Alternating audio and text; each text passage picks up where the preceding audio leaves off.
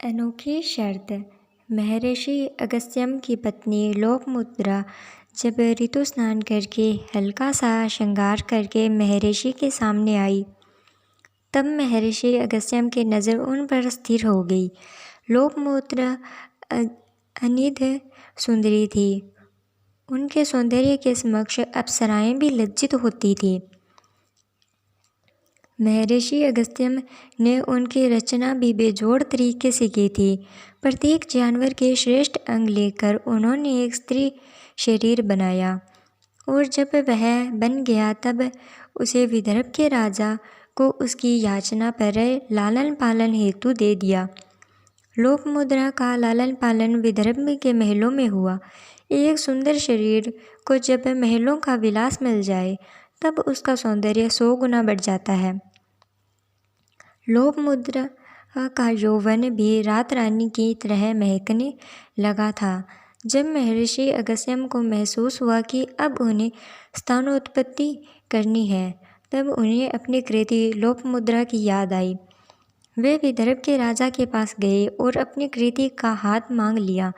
राजा विदर्भ पुत्री के मोह में पड़कर उनका आग्रह टालना चाहते थे, मगर वे महर्षि अगस्त्यम की शक्तियों से भली भांति परिचित थे, इसीलिए टाल भी नहीं पाए। उन्होंने रानी से भी मंत्रणा की, पर कोई समाधान नहीं निकला। महर्षि के कोप से बचाने के लिए सव्य लोपामुद्रा आगे आई और पिता से कह दिया कि वे उसका कन्यादान कर दे। उस समय वह राजकुमारी के राजसी वस्त्र और आभूषण पहने हुए थी। लोपामुद्रा को राजसी वैभव में देखकर महर्षि अगस्त्यम ने कहा, मेरी कुटिया में तुम्हें एक तपस्विनी बनकर रहना होगा, और एक तपस्विनी के लिए रेशम वस्त्रों और आभूषणों की क्या आवश्यकता है।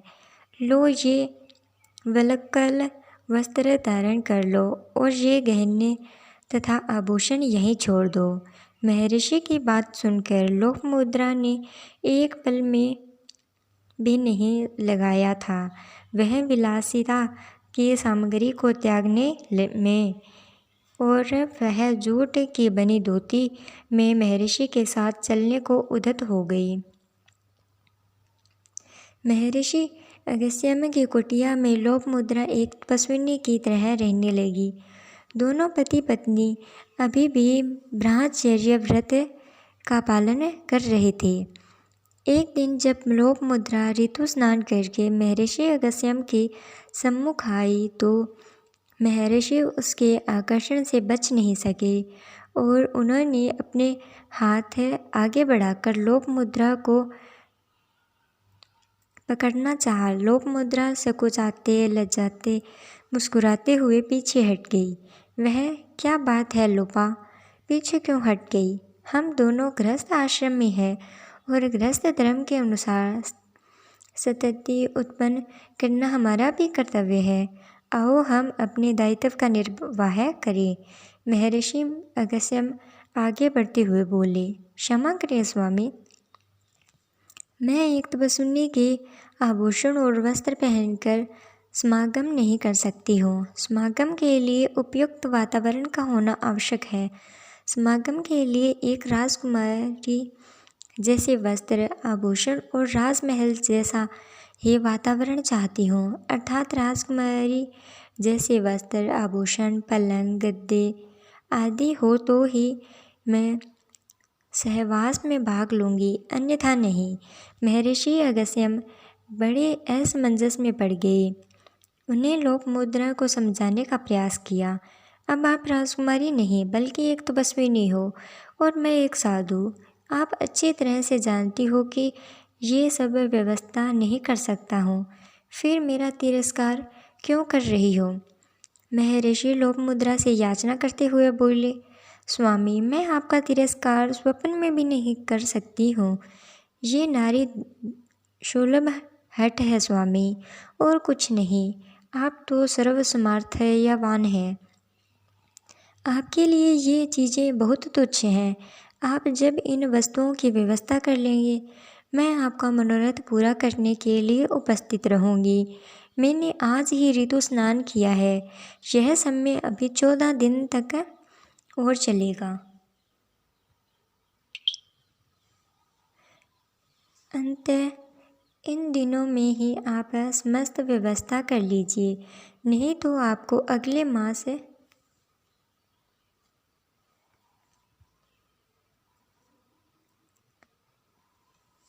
तक रुकना पड़ जाएगा। लोपामुद्रा ने एक अनोखी शर्त रख दी थी। महर्षि के समक्ष लोपामुद्रा की भावनाओं और उसके अधिकारों की रक्षा करते हुए महर्षि अगस्त्यम उन वस्तुओं की व्यवस्था करने के लिए घर से निकल गई। वे सबसे पहले राजा शुत्रवा के पास गए और उनसे धन की याचना की। राजा ने अपने समस्त लेखे महर्षि अगस्त्यम के सामने खोल दिए और विनती किया कि यदि आप व्यय से अधिक राशि आय में पाएं तो आप वह आधिक्य अवश्य ले जाएं। महर्षि ने देखा कि कोई आधिक्य नहीं है। तब उन्होंने पूछा, फिर कौन सा राजा धनवान है? राजा बृहस्पति से अधिक धनी और कौन हो सकता है? महर्षि, राजा बृहद्वंशन से अधिक धनी और कौन सा हो सकता है? दोनों जने राजा बृहद्वंशन के पास पहुँचे। वहाँ भी वैसी ही स्थिति। दोनों ने किसी अन्य राजा का नाम पूछा तो उन्होंने राजा त्रैस्तेय का नाम ले लिया। तीनों जने राजा त्रैस्तेय के पास पहुँचे और वहाँ भी वही स्थिति पाई। जब राजा शत्रुंजय ने दैत्य इल्लव का नाम ले लिया, चारों जने दैत्य इल्वल के पास पहुँचे और दैत्य इल्वल उन्हें देखकर बहुत प्रसन्न हुआ। दरअसल इल्वल को ब्राह्मणों से वैर था, इसीलिए उन्हें मारने में उसे बहुत आनंद आता था। वैर होने का कारण यह था कि वह पुत्र प्राप्ति की इच्छा करके लेकर एक तपस्वी ब्राह्मण के पास गया और उससे पुत्रोष्ठी यज्ञ करवाने के लिए कहा, मगर उस ब्राह्मण ने मना कर दिया। बस इसी से वह ब्राह्मणों से चिढ़ गया और उन्हें मारने लग गया। उसने ब्राह्मणों को मारने का नया तरीका अपनाया। दैत्य इल्वल का एक छोटा भाई था जिसका नाम वातापी था। वह बकरा और भेड़ा बन सकता था। जब भी कोई ब्राह्मण उनके यहाँ आता, वातापी बकरा या भेड़ा बन जाता था।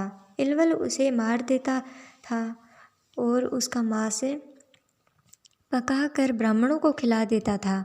उसके पश्चात इल्वल अपने भाई वातापी को आवाज़ लगाता और वातापी सारे पेट फाड़कर जिंदा होकर आ जाता था। पेट फटने से ब्राह्मण मर जाते थे। महर्षि अगस्त्यम इल्वल और वातापी को जानते थे। उन्होंने चारों राजाओं को मांस खाने के लिए मना कर दिया। वातापी बकरा बना हुआ था। इल्वल ने उसे मारकर उसका मांस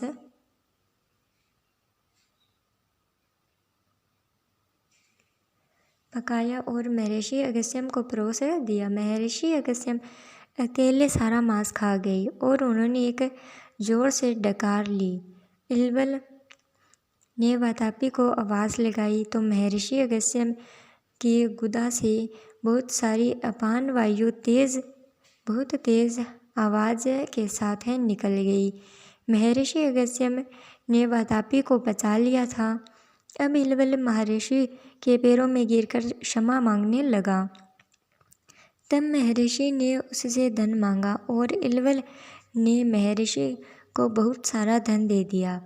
उस धन से महर्षि अगस्त्यम ने लोपामुद्रा के लिए वस्त्र, आभूषण, श्रृंगार का सामान और अन्य वस्तुएं क्रय की। उन्हें देखकर लोपामुद्रा अत्यंत प्रसन्न हुई।